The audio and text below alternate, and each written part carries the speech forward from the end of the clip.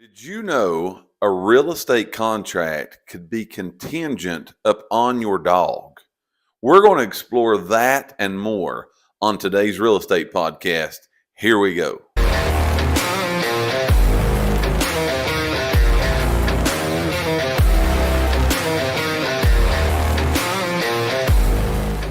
Hello, everybody, and welcome back to the Elite Realty Group podcast, where we bring you the most up-to-date, relevant real estate information you're going to find anywhere on the planet.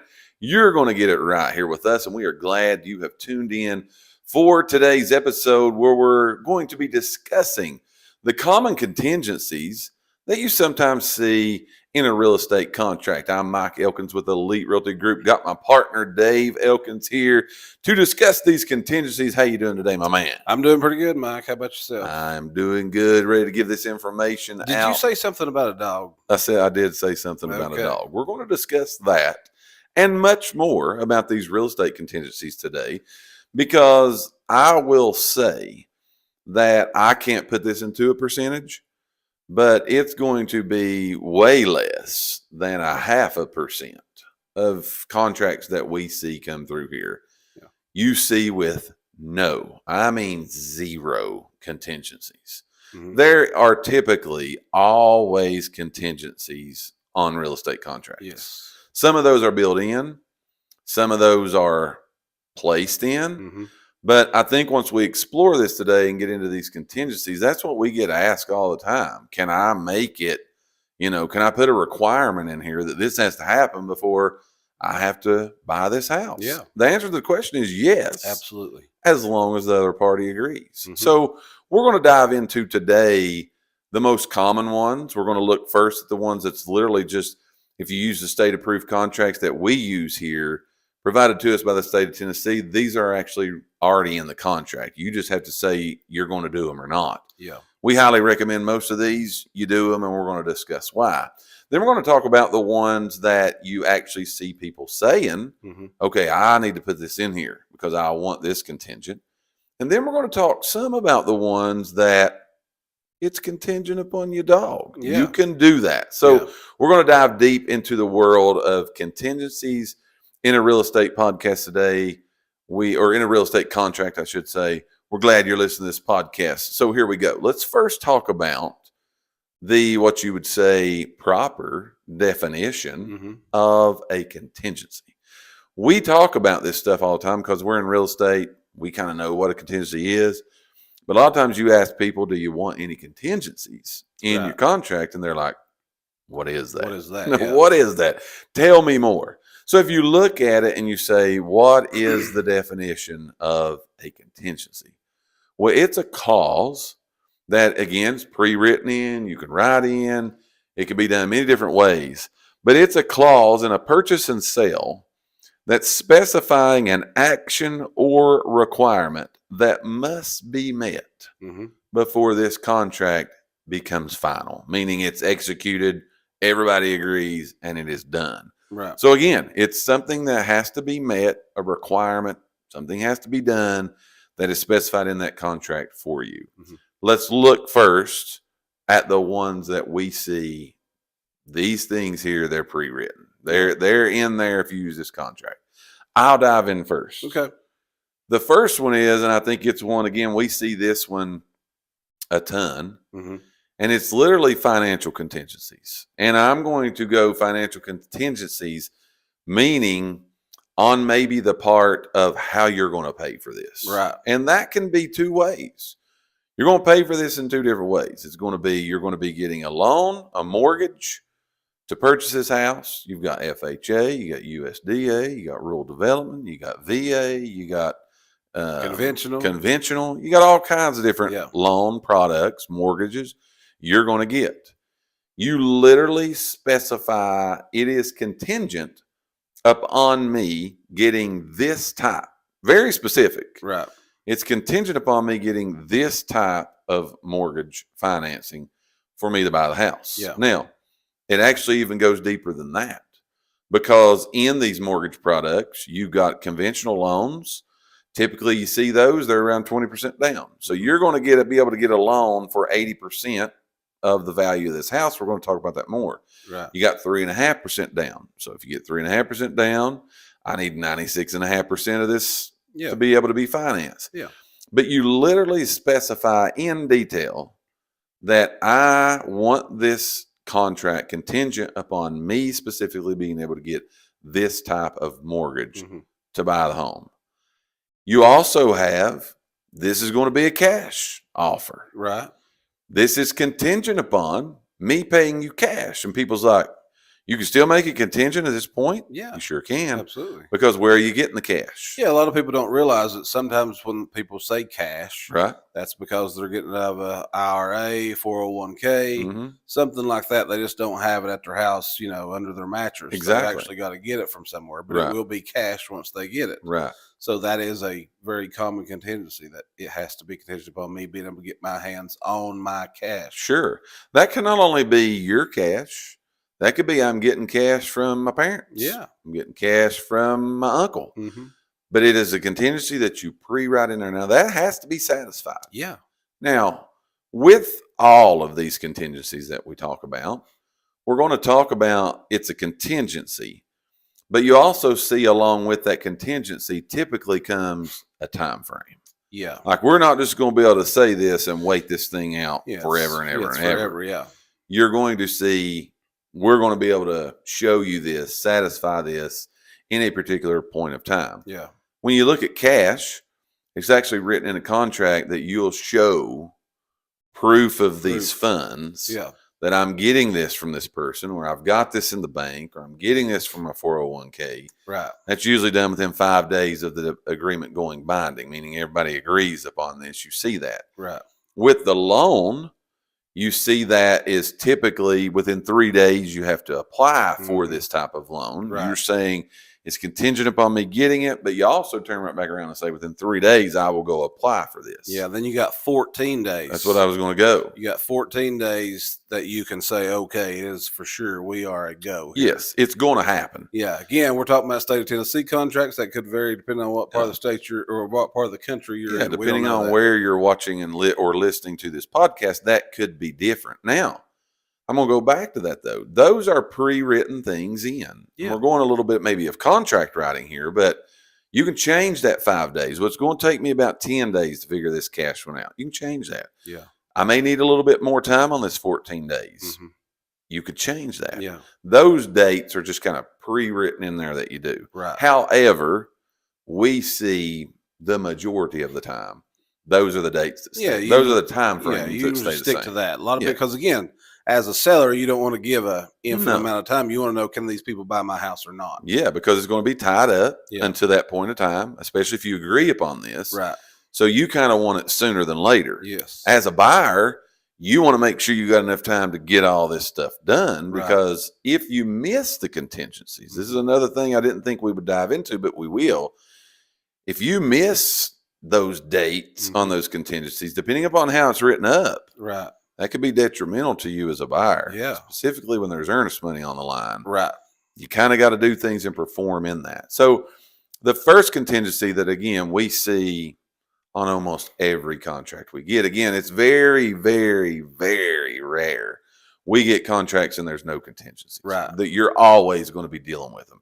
Yeah. But the first one, talking about the financial contingency of this agreement, the loan or the cash and the time frame and the type of how you're going to get that, we see that often. It's very common. We see that often. Now, should you not be able to get your funds during those specified time frames, because now it is a contingency, you legally can remove yourself from the rest of this contract because you had a contingency. Right. That's the beauty of the contingency. We tell people all the time, buyers and sellers, because this is a podcast that's going to be literally talking about both of them. Those contingencies are literally in there for protection for you. Right. You want to make sure you do have those Yes. built-in protections. You can put the contingencies in there and you got 14 days to get your loan. That don't mean you got to wait 14 days. As a matter of fact, you're not going to. Right. Time is of the essence. You want to move with some speed because we're trying to close this typically in 30 to 40 days. Right. You want to go sooner rather than later, but you do have those time frames and deadlines that kind of keeps all this going in the right direction. Right. So the first common contingency you see in a real estate contract is the financial one. Where's the cash? What about the mortgage? So on and so forth. Right. What do you got for another one? So another big one is the appraisal contingency. Right. Okay. Because again, especially if we're financing this house, if we get a loan, if there's a loan involved, then there's going to be an appraisal contingency that goes along with that, because the bank wants to know that what they're getting ready to give money for is definitely worth that amount of money. So you're going to have an appraisal done. Right. So that is another very common pre-written in their contingency.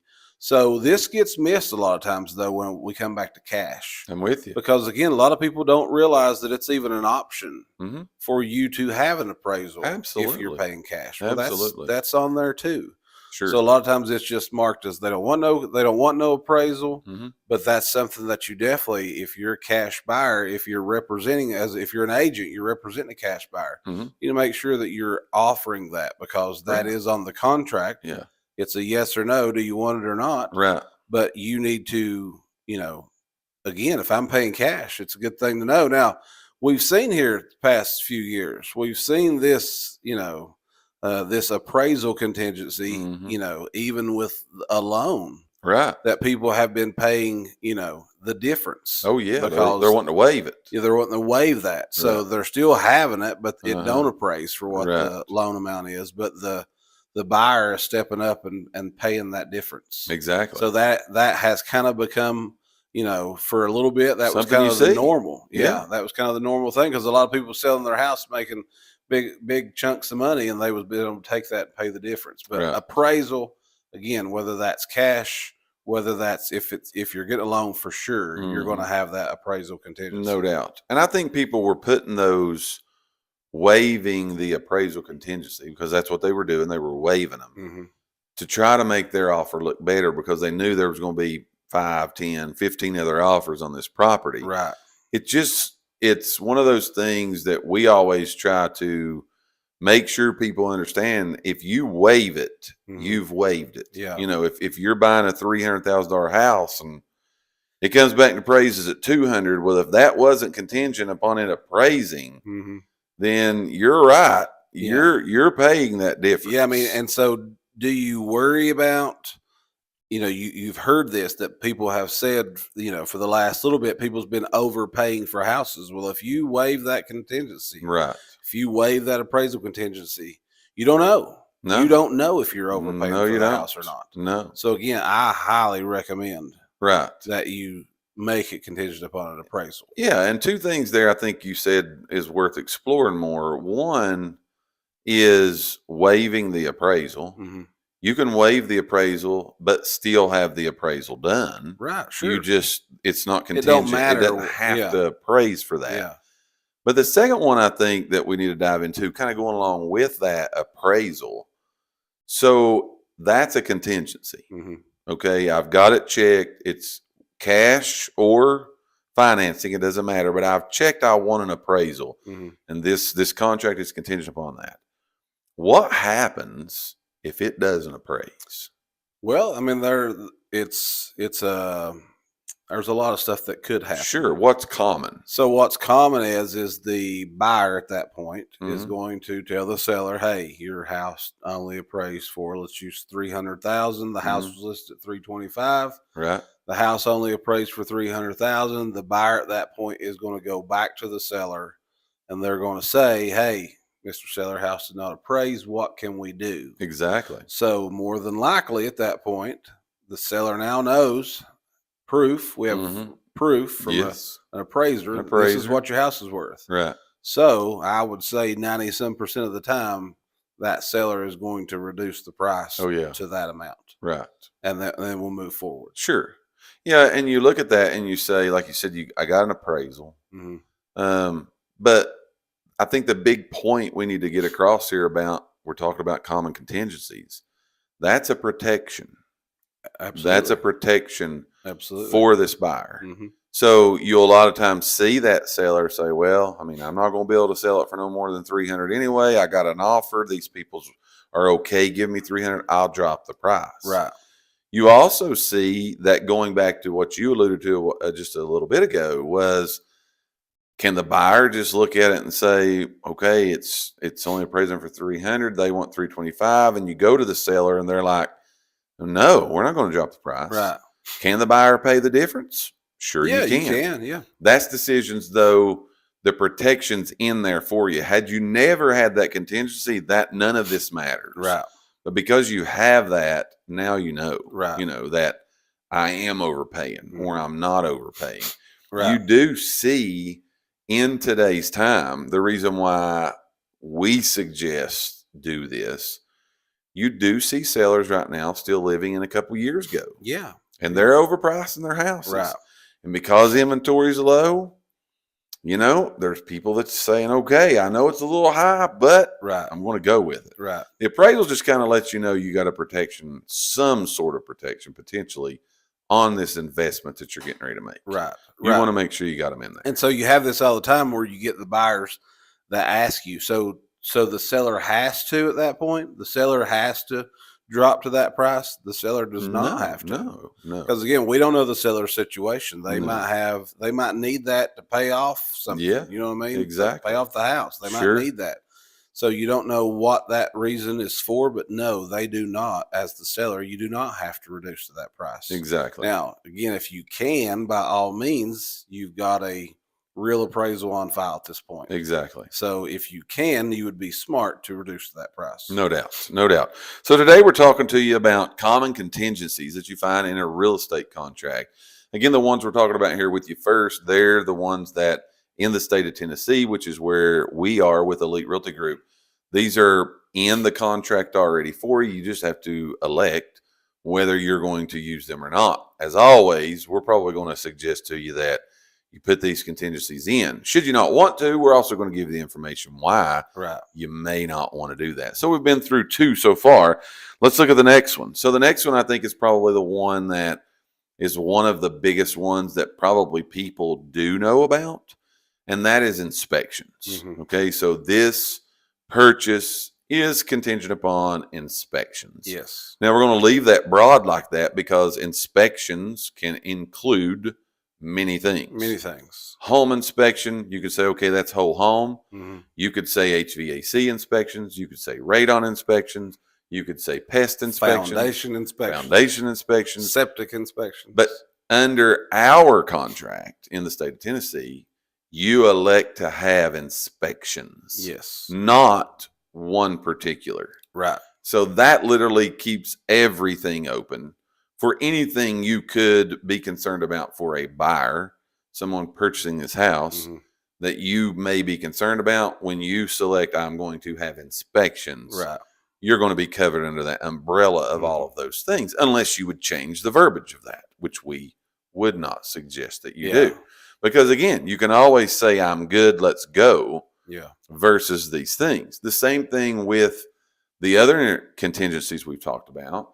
The home inspection, there's going to be a time frame there. That for a seller, you're getting this offer with an inspection, a home inspection contingency. Well, you're going to know within 10 days, they're going to, or they have to have all of these inspections done. Right. We've talked in other podcasts, we've talked in other shows, other things that we're a part of and that we do, that if you're buying a house, we're going to highly recommend you have a home inspection. Yes. You know, we're going to highly recommend this for the protection of everything that you do. That was a conversation we had in a whole other podcast. But a very common contingency that we see in a home inspection or in a contract is a home inspection. Now, talk to us just briefly about what happens. We get the home inspection done. We are not satisfied with this. It's contingent upon a satisfactory home inspection. Yeah. What do we do? Just like the appraisal, the buyer is going to go to the seller. Okay. So if it's something that, is a concern to you, we can go back to the seller at this point and open up negotiations. We can say, hey, Mr. Seller, we need you to fix the following items that was found on the home inspection. Sure. We want you to reduce the price to cover us being able to do that. Right. You can escrow the money over at closing. That way you could take from the from your seller proceeds. Yeah. and pay for those repairs, Right. again, it just opens up negotiations at that point. Right. Has to be agreed upon by both of you. Sure. Everybody's got to agree. If we're doing anything to amend this contract the way it's written, Right. well, then everybody's got to agree to that. So again, you see common is a home inspection. Right. That is a common inspection. That is a common contingency that we see. Give us another one. Another contingency? A contingency that you see. Okay, I was going to talk a little bit more about this. So again, this is something as a we've talked about this on other podcasts, but again, that contingency, the inspection contingency, is one of the most missed time frame contingencies. Oh yeah. So again, make sure that you, as the buyer, are asking your agent, how long do we have to have these inspections? When is the date that we have to do all this stuff? Sure. Because you don't want to miss that contingency. When you missed it, it's gone. When you miss it, it's gone. Yes. There's no going back to it at that point. And that goes back to that actually in the appraisal one. You know, the appraisal got to be done by this day. If you don't have it done by that day, you're essentially, it's pre-written anyways. Right. But you're just waiving it at that Yeah. point. Inspections, Yeah. you've got to this point to get them done. If you don't respond and say, hey, we want something done, you're saying I'm satisfied. So that's automatically done in these contracts. So you do dates and times. Time is of the essence in the whole entire contract. Yes. So you want to make sure you're paying attention to it and your agent's paying attention to it also. For sure. Yeah. Go with the next one. The next one is kind of, some people look at this as being a little bit silly one, but I don't personally think it is. But no, it's about being able to get a clear title. Exactly. So it is contingent. Sure. The whole place is content. The whole deal is contingent upon you being able to get a clear title for that house. Exactly. What is that? That way, you know, when I'm purchasing this, that these people obviously have the right to sell this to me. That it's free and clear of any what word am I looking for? Judgments, liens, anything like that is against the house. It is coming to you with a clear, no doubt this is yours. Right. And you look at that title, and it's more than people think that because it is contingent upon that you do see problems with the title. Oh yeah. You know what I mean? Like I got this property from my great grandpa who got it from his great grandpa.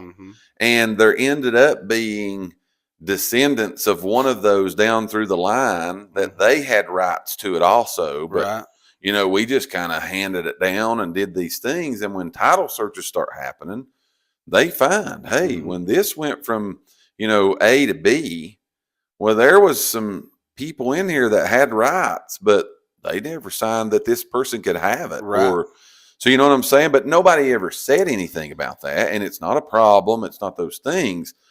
But making sure you got clear title for it, well, they're going to back up one thing and get all that fixed.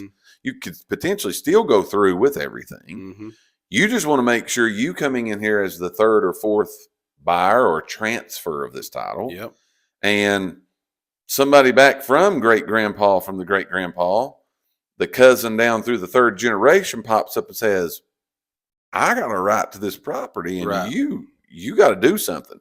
That's where you run into problems. Yeah, you've seen it where people get themselves in a financial bind. Sure. And I've got a place and I'm needing money, and I tell you, hey man, you give me this right here, I'll, you know, old handshake deal. We'll go down here to the courthouse and I'll sign it over to you. Exactly. And that's what happens. And then now you're ready to sell it.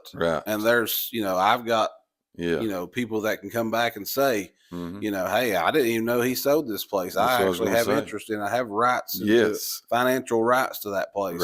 So that's another thing you can see. So it's, to me, it's a major thing. That you want to make sure that this place is free and clear when it's yours. Yeah. And you have things also that are out there that will show up on this.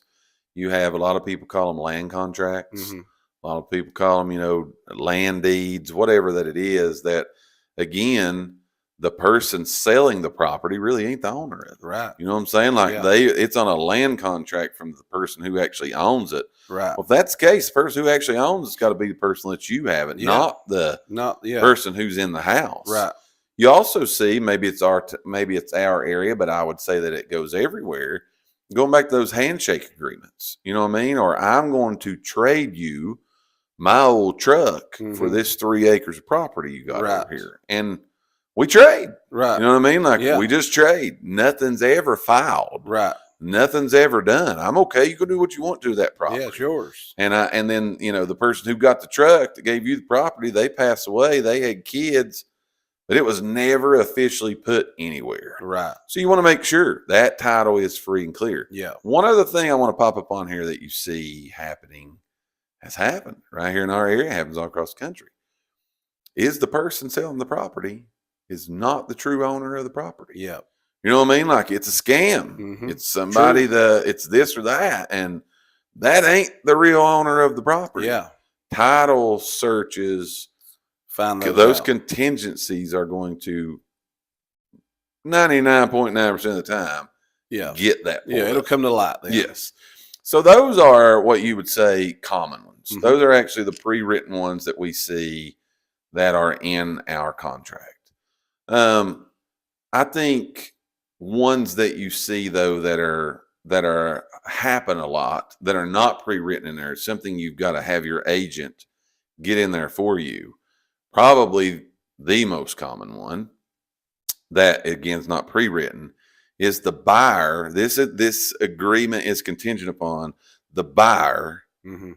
selling the house that they're in. Right. Okay, because they ain't going to have two places, so Mhm. they got to sell the house that they're in. To buy this Again, one. dates and times are going to come in with this, but it's contingent upon the buyer selling their property before closing Yes. of this new property. You do see that one Very common. quite often because we get asked all the time, do I buy or sell first? And that's going to be another show. Mhm. It really doesn't matter if you use contingencies in the proper way. Right.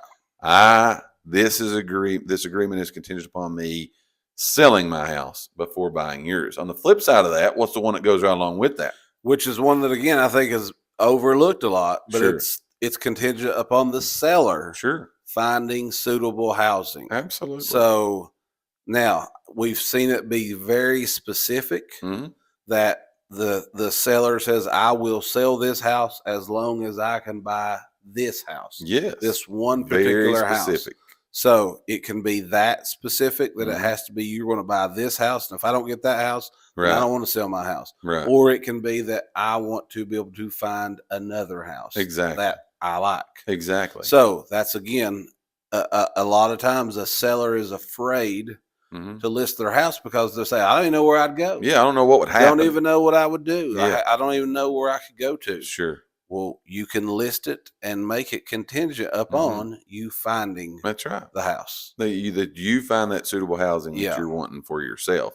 Again, there's probably going to be a date involved with that. For sure. That way you get all that done. But there are a lot of people that we talk to, and they're honestly they're doing what you said. They're sitting on the sidelines right now. They want to sell their house. Yeah. And it's a good time to be putting your house on the Sure market is. across the country. Yeah.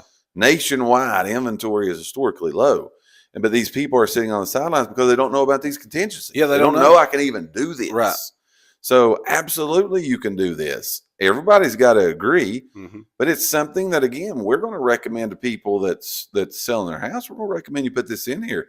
Again, it's a protection for you. Right. It's something that you want. Yeah. So many people think, well, I've got to sell my house and then I'm going to have to go live with somebody. I'm going to have to live in a camper. I'm going to have to do whatever. They look at the worst case scenario because they don't realize that's even a possibility. Right. That is a contingency for them. Totally 100%. Understand that. Get that. No doubt about that. Hit that so that phone goes off. So those are common ones we see that ain't wrote in there. Right. When you look at ones, though, I'm going to throw this back to you because you wrote more contracts than me. What's some other ones? Maybe they're not the most common one, but we ain't went crazy yet. Right. But what's some that you see that you've seen in contracts before that it's contingent upon? Throw me some. Big one is that you personally have to see the house. I got you. This blows people's minds sometimes, but a lot of people, man, that are moving to the area or whatever, they see the house, they know this is the one. I love it. They want to go ahead, write that offer. Let's get this thing, kind of under contract, but it's contingent upon me personally coming and walking through the house and liking it. Exactly. So that's a very common one. Yes. A very common one. Another one is that you want the approval of others. Sure. So what is that? Maybe the husband finds the house. Mhm. The wife's got to work. We just had this literally in a dual situation that what you're seeing. We had a person moving to our area. Mm-hmm. He was already here working. Wife was away. Mm-hmm. So he literally put both of those in there. It was contingent upon his wife approving the house, Mm-hmm. but coming and seeing it physically herself. Right. So Yeah. you could do that. Yeah. I mean, you can have a contingency for whatever you want a Right. contingency to be for, but that's a very common. So again, a lot of times out of state folks are concerned. Mhm. They don't even want to get real serious because, well, I'm 4 hours away. I'm 8 Mhm. hours away. If it's one that you think you want, you can always make that offer. Make it again, dates, times that are always going to come back into play Right. here. So the seller's not going to give you a unlimited amount of time for you to come look at it. That's going Right. to be something they're going to want you to do, relatively quickly. Exactly. But again, the sellers will work with you on that. Right. You know what I mean? So if you find one and it's it, make it contingent upon you personally coming and seeing it. Absolutely. That's totally fine. Absolutely. So on our way out the door, let's have a little fun. What's the craziest one you've ever saw part of a contract? Crazy. And not that it's just way out there, but you'd say like that's odd, but I've seen it.